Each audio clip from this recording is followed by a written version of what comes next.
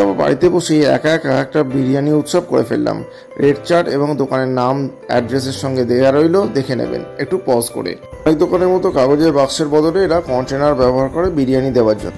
1000 ml এর কন্টেনারে chicken বিরিয়ানির দাম 100 টাকা। এদের স্পেশালিটি হলো এই দোকানটাতে কোনো রকমের অন্যান্য চিকেনের পিস ব্যবহার করা হয় না।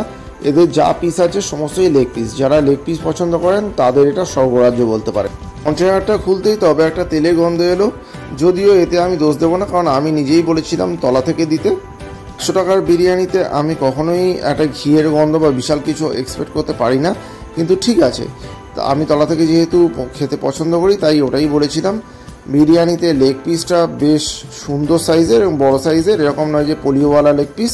আলুটা একটা মডারেট সাইজের, খুব একটা বেশি বড় না, খুব একটা বেশি ছোট নয়, তবে আলুটা বেশ নরম হয়েছিল, সেদ্ধ হয়েছিল এবং চিকেনটাও কিন্তু ততটাই সেদ্ধ হয়েছিল এবং বেশ সুন্দর হয়েছিল। বিরিয়ানির টেস্ট ওয়াইজ বিরিয়ানিটা ভালো এবং টেস্টফুল, তবে তেলের গন্ধটা একটু বেশি লাগছিল। যেহেতু আমি তলা থেকে নিয়েছিলাম সেই জন্য কিনা আমি বলতে পারবো না। আমি সাধারণত অন্য দোকান থেকে খেলে আগে থেকে বলে দিই যে আমাকে বডির পিস দিতে, কারণ আমার খুব একটা হাড়ের পিস পছন্দ হয় না, কিন্তু এদের লেগ পিসটা খেয়ে আমার বেশ ভালো লাগে। দাম অনুযায়ী বিরিয়ানিটার কোয়ান্টিটি এবং কোয়ালিটি যথেষ্ট ভালো।